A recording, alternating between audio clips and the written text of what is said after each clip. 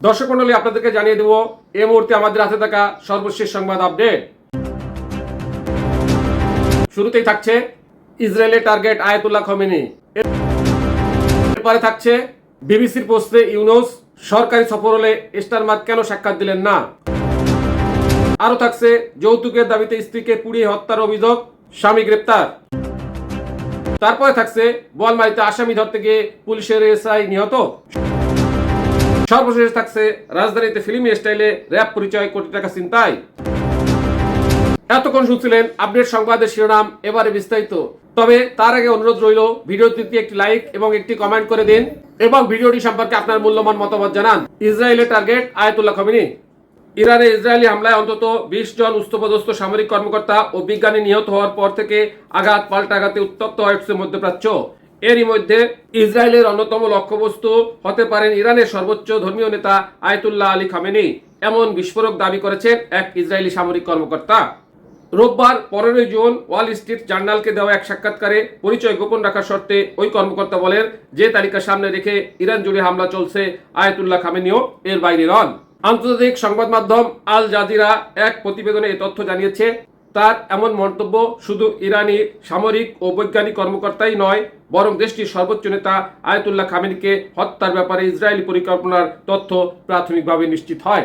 এদিকে new York টাইমসের শনিবারের এক প্রতিবেদনে বলা হয়েছে, ইরানের প্রেসিডেন্ট মাসুদ পেশকেনিয়াস ও সুপ্রিম লিডার আয়াতুল্লাহ আলী খামেনিকে লক্ষ্য করে হামলার চেষ্টা চালাচ্ছে ইসরায়েল। বিবিসির প্রশ্নে ইউনুস সরকারি সফর হলে কেন সাক্ষাৎ দিলেন না। যুক্তরাজ্যের প্রধান উপদেষ্টা মোহাম্মদ ইউনুসের 4 দিনের সফরকে সরকারি সফর বলা হলেও ব্রিটিশ প্রধানমন্ত্রী কিয়ার স্টারমার কেন তাকে সাক্ষাৎ দিলেন না, সেই প্রশ্নের মুখোমুখি হতে হলো বাংলাদেশের সরকার প্রধানকে। গত 12 জুন যখন কিং তৃতীয় চার্লস হারমোনি অ্যাওয়ার্ড নিতে গেলেন, তার আগে বিবিসির সাংবাদিক রাজিনী বৈদ্যনাথন তাকে ওই প্রশ্ন করেন। প্রধানমন্ত্রী দেখা না দেওয়ায় ইউনুস কতটা হতাশ তাও জানতে চান বিবিসির ওই সাংবাদিক। প্রশ্ন, এই সফরকে সরকারি বলা হচ্ছে, প্রধানমন্ত্রীর সঙ্গে কেন বৈঠক নেই আপনার? মোহাম্মদ ইউনুস, আমরা কিয়ার স্টারমারের সঙ্গে দেখা করতে খুবই আগ্রহী ছিলাম, হয়তো তিনি ব্যস্ত ছিলেন বা অন্য কোনো কারণে তা সম্ভব হয়নি, তবে এতে করে আমার জন্য একটা বড় সুযোগও তৈরি হয়েছে। এখন যেহেতু তিনি ব্যস্ত, আমি তাকে বাংলাদেশে আসার আমন্ত্রণ জানাচ্ছি। আমরা একসঙ্গে সময় কাটাতে পারবো, যা ঘটেছে তা দেখতে পারবো এবং তিনি পুরো পরিস্থিতি উপলব্ধি করতে পারেন। এটা ইতিহাসের একটি বিশেষ মুহূর্ত, যার মধ্য দিয়ে আমরা যাচ্ছি। একভাবে বললে আমরা অতীতকে পিছনে ফেলে নতুন ভবিষ্যতের সূচনা করছি। রাজনী বৈদ্যনাথন, আপনি বলেছেন তিনি ব্যস্ত, কিন্তু আপনি বাংলাদেশের প্রধান উপদেষ্টা, আপনি তার রাজনৈতিক সমমর্যাদার ব্যক্তি। যুক্তরাজ্যে প্রায় 10 লাখ বাংলাদেশি এখানে যুক্তরাজ্যে আছেন। ব্রিটিশ অধীনে বাংলাদেশি সংস্কৃতি গভীরভাবে মিশে আছে। তাহলে আপনি কতটা হতাশ যে যুক্তরাজ্যে আপনার কয়েকদিনের সফরে তিনি সময় বের করতে পারলেন না? আমি জানি না আমি হতাশ হব না তিনি কোনো কারণে একটা সুযোগ হারালো, আমি জানি না। এজন্যই বলছি তার বাংলাদেশে আসা উচিত। একটু নির্ভর থাকবেন, বাংলাদেশের পরিস্থিতি উপলব্ধি করবেন, এই মুহূর্তের মর্ম বুঝতে পারবেন। রাজিনী বৈদ্যনাথন, কিন্তু বৈঠকের ব্যবস্থা না করার পেছনে কি কারণ দেখিয়েছে ডাইনিং স্ট্রিট? মোহাম্মদ ইউনুস, আমার জানা মতে তারা তেমন কোনো ব্যাখ্যা দেয়নি, হয়তো তিনি অন্য গুরুত্বপূর্ণ কাজে ব্যস্ত। যৌতুকের দাবিতে স্ত্রীকে পুড়িয়ে হত্যার অভিযোগ, স্বামী গ্রেপ্তার। যৌতুকের টাকা না পেয়ে এক গৃহবধূকে শরীরে কেরোসিন ঢেলে আগুন দিয়ে পুড়িয়ে হত্যার অভিযোগ উঠেছে।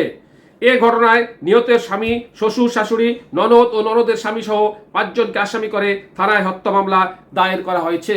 এ ঘটনায় স্বামী, ননদ ও ননদের স্বামীকে গ্রেপ্তার করেছে পুলিশ। শনিবার 14 জুন এ খবর নিশ্চিত করেছেন রংপুর মেট্রোপলিটন হবিগঞ্জ থানার ভারপ্রাপ্ত কর্মকর্তা আব্দুল কুদ্দুস। পরিবার ও পুলিশ সূত্রে জানা যায়, প্রায় 3 বছর আগে রেজওয়ান দিল আফরোজের বিয়ে হয় রংপুর মেট্রোপলিটন হবিগঞ্জ থানার সতেরতল এলাকার দেলোয়ার হোসেনের ছেলে রেজাউল করিমের সঙ্গে। বিয়ের পর থেকেই রেজওয়ানা যৌতুকের জন্য নিয়মিত নির্যাতনের শিকার হন। সেই ধারাবাহিকতায় গত 5 জুন যৌতুকের জন্য স্বামী সহ পরিবারের সদস্যরা মারধর ও নির্যাতন করে রেজওয়ানাকে। সেই নির্যাতনের রেশ কাটতেই 8 জুন বিকালে 3টার দিকে আসামিরা মিলিত হয়ে তার শরীরে কেরোসিন ঢেলে আগুন ধরিয়ে দেয়।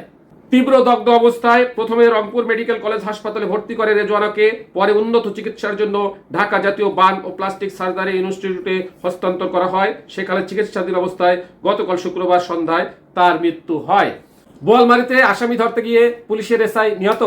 ফরিদপুরের বোয়ালমারীতে মোটরসাইকেল নিয়ন্ত্রণ হারিয়ে গাছের সাথে ধাক্কা লেগে পার্শ্ববর্তী মোহাম্মদপুর থানার এসআই বোরহান উদ্দিন 36 নামে এক পুলিশ কর্মকর্তা নিহত হয়েছেন। শনিবার 14 জুন ফরিদপুর জেলার মাসকান্দি বলমারি মাটিয়াপাড়া আঞ্চলিক মহাসড়কের 87-20 সংলগ্ন এলাকায় এই দুর্ঘটনা ঘটে। তিনি মাগুরা জেলার মোহাম্মদপুর থানার উপপরিদর্শক হিসাবে কর্মরত ছিলেন। নিহত বোরহান উদ্দিন যশোর জেলার অভয়নগর থানার পায়রা গ্রামের কোবাদ আলীর ছেলে।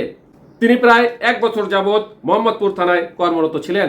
রাজধানীতে ফিল্মি স্টাইলে র্যাব পরিচয়ে কোটি টাকা ছিনতাই।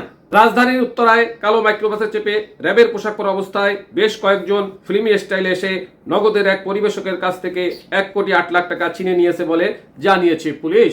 শনিবার সকাল 8:52 উত্তরা 13 নম্বর সেক্টরের 12 নম্বর সড়কে এই ঘটনা ঘটেছে বলে ডিএমপির উত্তরা বিভাগের উপকমিশনার মহিদুল ইসলাম জানিয়েছেন।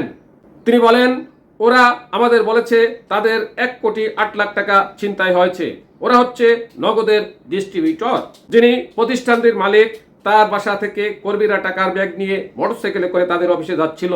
পথের মধ্যে মাইক্রোবাসে করে এসে টাকাটা ছিনিয়ে নেয়। আমরা বিষয়টা নিয়ে কাজ করছি। এই দিন দুপুরে র্যাব 1-এর কার্যালয়ে সাংবাদিকরা এই ছিনতাই নিয়ে স্বরাষ্ট্র উপদেষ্টা জাহাঙ্গীর আলম চৌধুরীকে প্রশ্ন করলে তিনি বলেন, যদি র্যাবের হন সেও ছাড়া পাবে না। অনেক সময় র্যাব পুলিশের পোশাক পরে অনেকে অনেক অপকর্ম করেছে, তারাও পার পাবে না।